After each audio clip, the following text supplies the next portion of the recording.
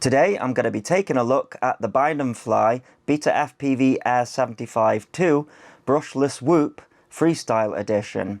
There are two other versions of this, the Champion for max power and the Racing Edition for racing, and this one is for freestyle. It's an ultralight 75mm analog whoop, and with summer on its way it looks like a nice option for some carefree flying. In the box we have the model itself along with a spare camera mount. To get the weight down, the USB-C connector is detachable and you get some spare screws and grommets. You also get a spare set of gem fan props as well as a knowledge base QR code on a card with links to their support. There's also a card explaining that the front rubber grommet on the flight controller is missing by design to prevent damage in a crash. It's a really nice model this, with 0802 22,000 kV motors and GemFan 1614 3B props.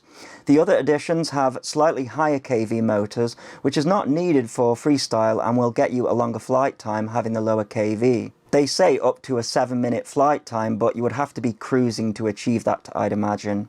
The flight controller is the Matrix 5-in-1 V2, featuring 12 amp continuous ESCs and a 1mm thickened PCB for durability. The camera is BetaFPV's own CO3, and the analog VTX is 25mW to 400mW capable, which is impressive for this size, and it can be controlled by smart audio via the Betaflight on-screen display. The camera angle can be changed from 15 degrees to 45 degrees. I have to say I was really impressed by the Betaflight setup. I've not changed a single setting, but it does come out of the box with air mode turned on, with acro, horizon and angle set for the modes, as well as flip over after crash and lost model alarm via motor buzzers, which is quiet, so keep that in mind.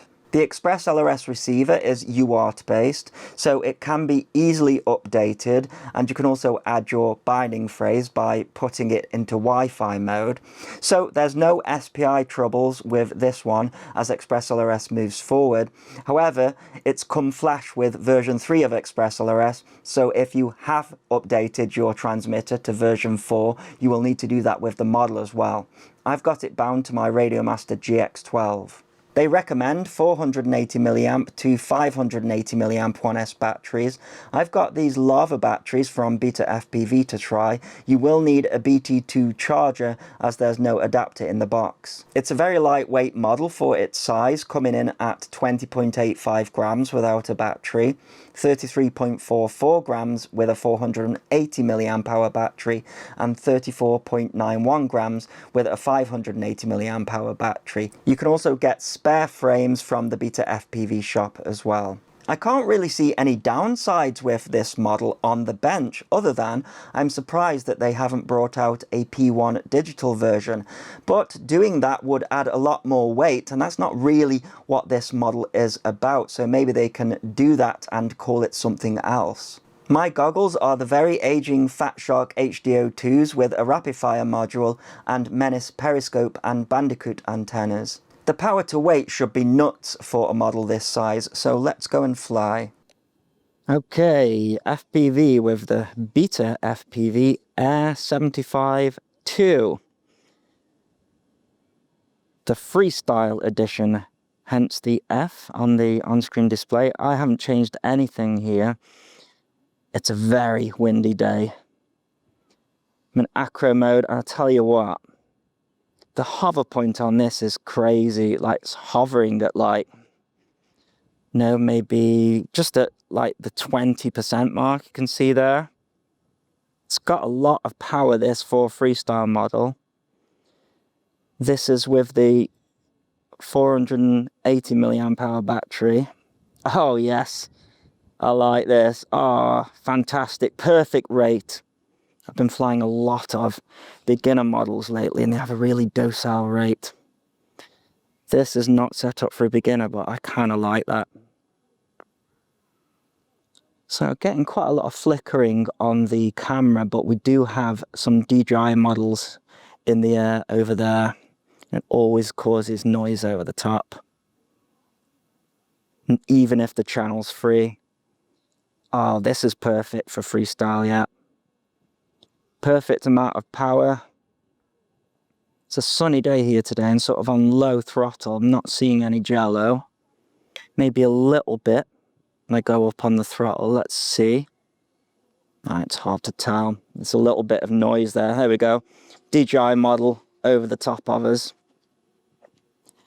Completely balks the analog signal. It's actually going to be quite tricky threading the needle with this one because the throttle is so sensitive and we have a higher rate. So I'm going to have to go pretty slow. We're getting multipathing here. Some of that's going to be the DJI model and some of that is going to be the higher powered VTX reflecting off these walls and stuff.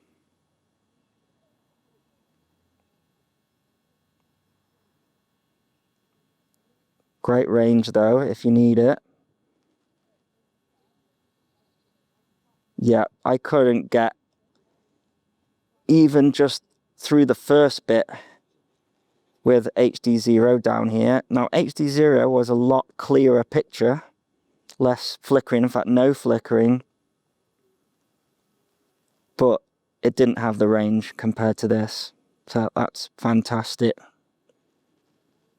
So it is a linear antenna on this, and I'm using a Menace Bandicoot patch antenna. Yeah, threading the needle is harder. We've got the wind, we've got a high rate, and then our throttle, bounce off the ground there. Throttle's very difficult to thread the needle. I think if I was flying this inside, I'd maybe even put like a rate on the throttle, or like put a cut on the throttle so it's got like a percentage of the throttle, so we've got more to play with in terms of, you know, if I just give it a tiny bit of throttle, the thing just climbs really quickly, so it's more difficult to sort of maintain the hover. Really having to concentrate here, threading the needle. There's a bench up here. That sun's not helping. Oh, someone's put a bin behind my bench. Can I get this way? Oh, having to put in so much stick just to counteract the wind. It's such a light model, this.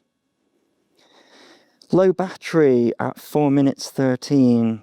Oh, but we're at 3.4 volts, so it's set conservatively. Now, a lot of people fly tiny whoops until the battery is just completely dead, and you will kill your batteries doing that, but it's kind of just a given with whoops. So if I was to land now, I'd save my battery, but we should get a bit longer than 4 minutes out of it. I think they say with this battery, if just cruising, they say a 7-minute flight time. I can believe that, but I've been giving it some punches. I do absolutely love this. And do you know what? To make it that far with a DJI model, see people out there, there's a DJI model flying.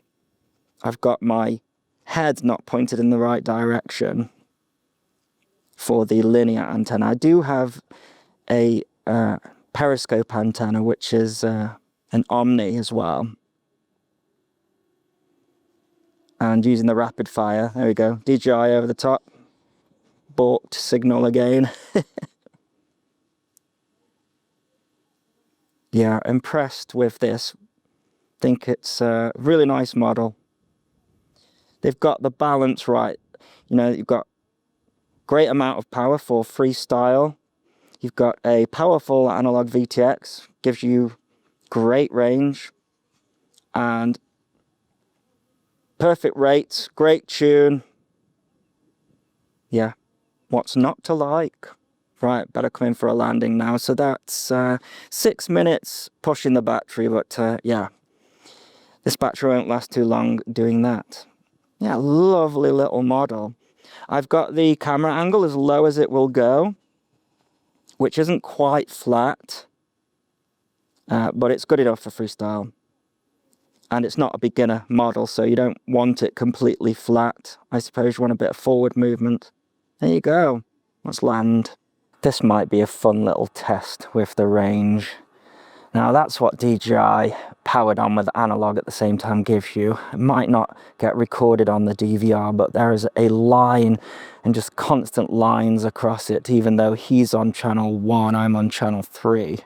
But I've positioned myself so I'm facing those guys. Let's see if we can reach them. Some of them don't know that I'm down here. Oh, this is a 580 milliamp hour battery. Still loads of power with a slightly heavier battery. It's not a massively heavier.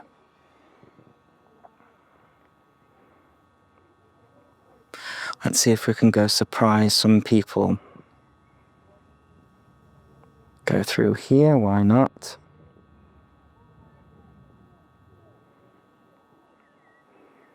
Yeah, you can thread the needle a little bit. Oh, is that gate shut? Oh, it's not open very widely, but that doesn't matter, does it? We can just fly over it. Let's creep up on these people. Saves me walking, doesn't it? Oh, DJI. Interference. Yeah, that's pretty bad.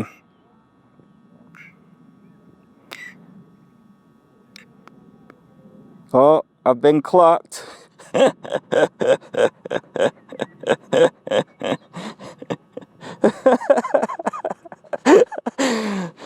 There's a rogue pilot. Oh, what was that?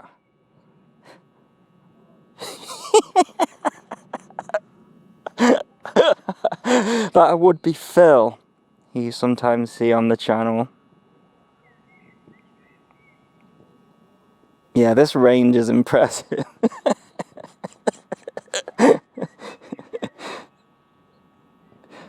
What's funny about this is I'm quite shielded here from the wind, and out here I know it's pretty terrible, and I can feel it. Oh, yeah, the range is getting pretty poor there. It's really the DJI model causing all this now. He's overpowering my signal. Oof, tell you what, this wind is tricky to fly through. So I'm over here somewhere.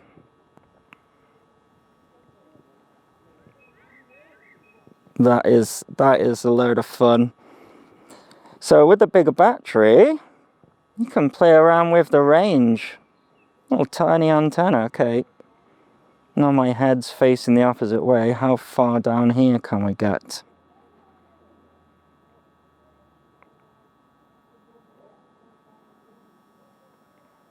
Wow, yeah, it takes a minute to get used to analog game with all the sort of flickering.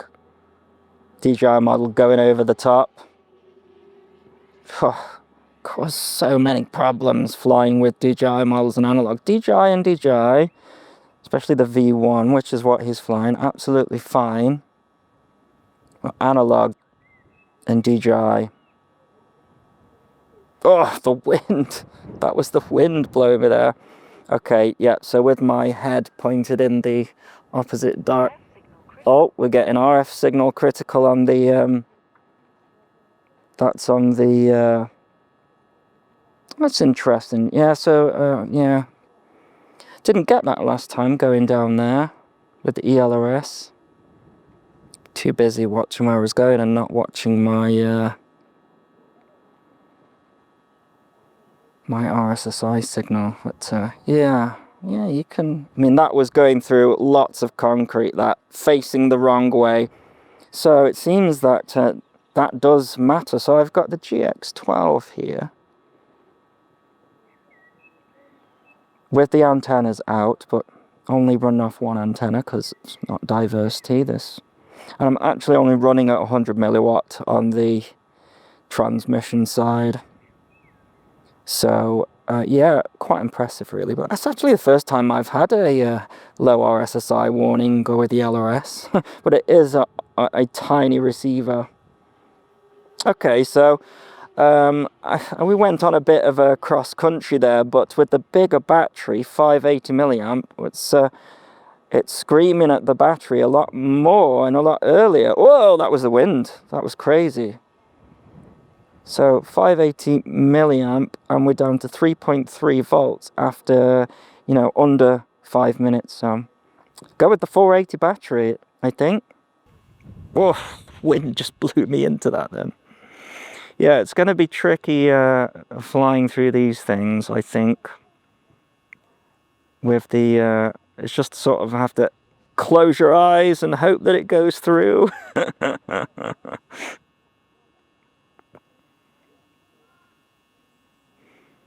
Yeah, I'm impressed with this model, but I don't want to destroy these batteries because they're really good. But there you go, that is my review of the BetaFPV Air75 Freestyle model.